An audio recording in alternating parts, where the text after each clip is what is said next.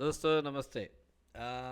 मुझे लगा संडे मुझे टाइम नहीं मिलेगा अपडेट करने के लिए, लेकिन थोड़ा बहुत मिल गया।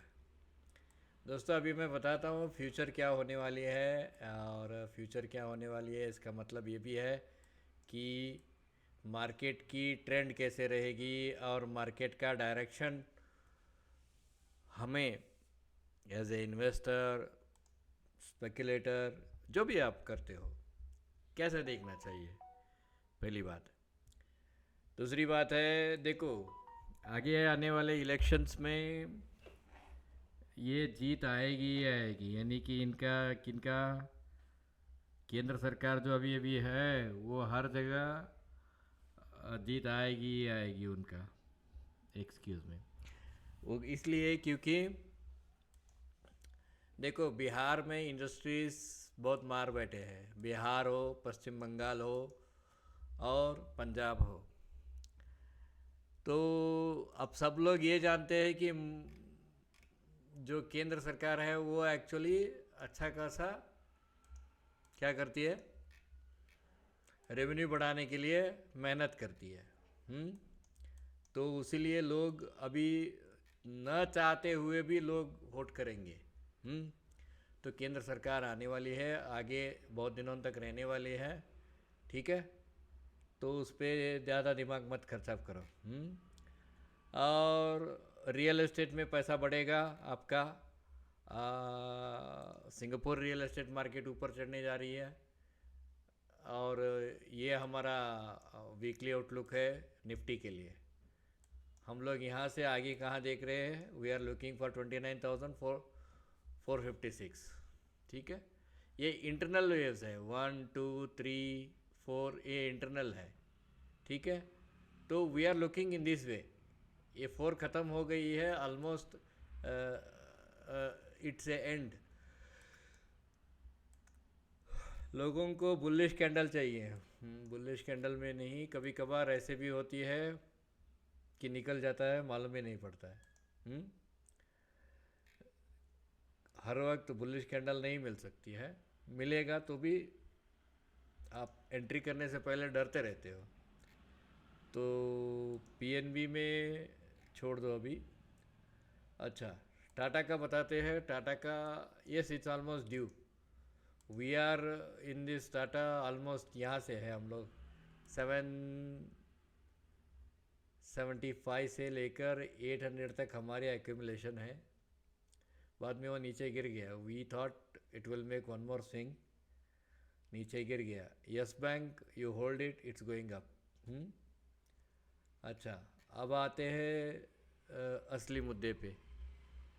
करेंसी जो अभी 85 रुपीज़ 50 पैसे के आसपास आ रही है। I mean it is coming down to somewhere around 85 rupees 70 पैसे के आसपास आ रही है करेंसी, जिसकी वजह से थोड़ा बाइंग आएगी, बहुत बाइंग आएगी। लेकिन जो एफ आई आई सेलिंग है, डी आई सेलिंग है, ये सब बोलते हैं ना, आपको एक चीज़ समझना चाहिए। इन्होंने जैसे ही गिफ्ट सिटी में जो सिस्टम बनाया है, यहाँ पे जो एफ आई आई थे वो सेल करके गिफ्ट सिटी में एंट्री कर रहे हैं। So you are getting larger benefits in the GIFT City. ठीक है। तो वहाँ पे आपको डेटा ज़्यादा, वहाँ पे उसका डेटा आपको ज़्यादा मिलता नहीं है, जिसके कारण लोग समझते हैं कि ये ऐसा हो गया वैसा हो गया। ठीक है। वो नहीं है। आगे बहुत से रिफॉर्म्स आने वाले हैं। जैसे रिफॉर्म्स मोदी जी ने कल इसमें बताया, इकोनॉमिक टाइम्स का, इसमें से उन्होंने जो जो आज तक जो जो रिफॉर्म किया है, वैसे बहुत से रिफॉर्म्स आने वाले हैं। इंटरनेशनल लेवल पे सप्लाई चेन ऊपर जाने वाली है। China has lost $18 trillion, $18 trillion. ठीक है। अब आते हैं वार पे। इसराइल और रुकता नहीं है, रुकेगा नहीं वो। हम्म। तो उस पर ध्यान मत देना ज़्यादा।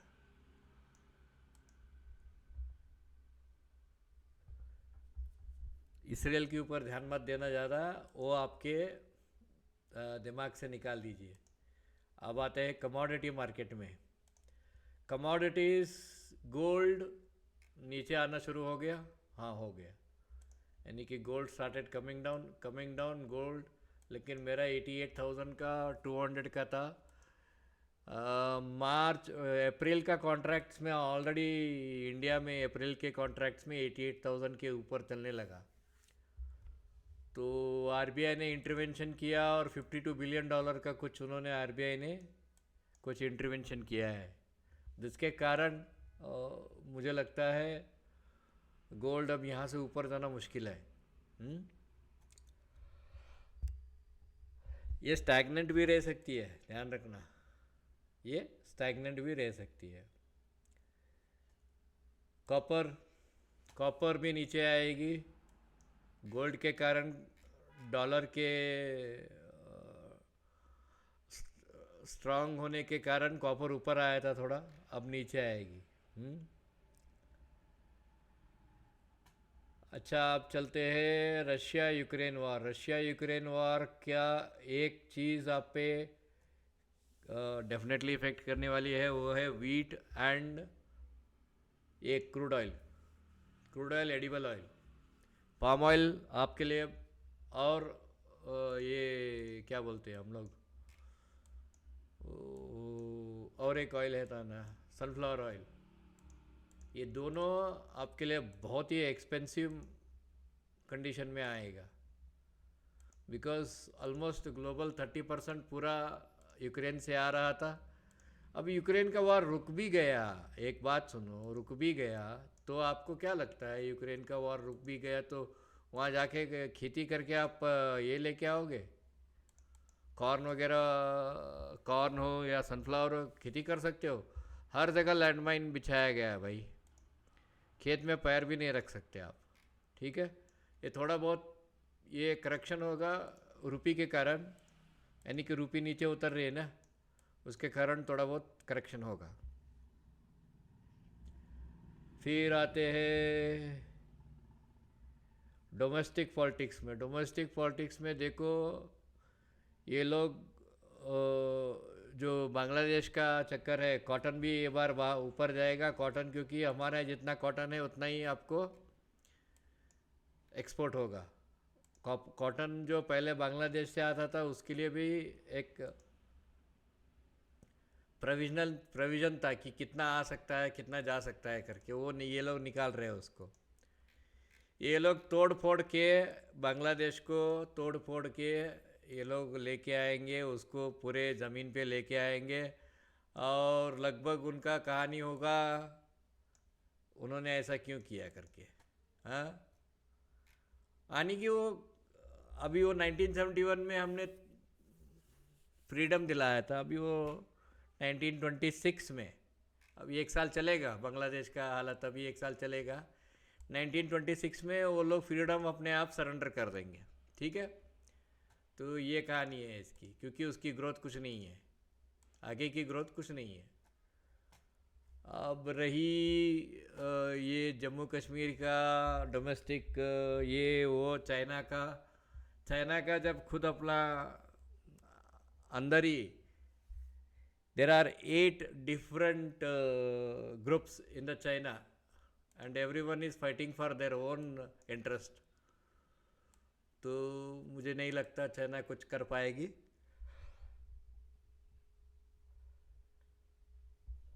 अगर करती भी है तो वो हमारे जो एरिया कवर किया था 45,000 स्क्वायर किलोमीटर का, ये लोग कुछ बोल रहे हैं, वो कितना है मुझे मालूम नहीं, वो हमें वापस मिलेगी। चाइना कुछ भी करती है, जो अब तक 1950 से जो जो लिया था वो वापस मिलेगी। एक्सपोर्ट्स बढ़ेंगे दोस्तों, एक्सपोर्ट्स। रशिया कुछ नहीं कर सकता है, रशिया अकेला ब्रिक्स नहीं चला सकता है। रशिया ने सोचा होगा कि भाई हम ब्रिक्स चलाएंगे करके, मजाल है। राजनीति और चाणक्य नीति, ये दोनों में बहुत फ़र्क है दोस्तों। मैं वीकली आउटलुक में आता हूँ राजेश एक्सपोर्ट पे, बहुत से लोगों का कमेंट था, राजेश एक्सपोर्ट्स के बारे में। मैंने ट्रेडिंग व्यू में भी डाला है, अगर आपको पसंद है तो ये करो, वहाँ पे भी लाइक करो, यहाँ पे भी लाइक करो। ये ड्रेन आउट हो गई है। We are there in somewhere 340 350 के आसपास हम लोग है। 350 के आसपास हमारा खरीदारी हुई है। Yes, we did buy at 350। मजाक नहीं है, हम लोगों ने यहाँ पे कहीं खरीदा है।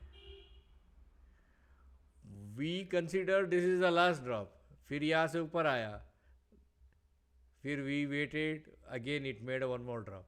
ठीक है, और ये जा कहाँ रही है? ये जा रही है 1409।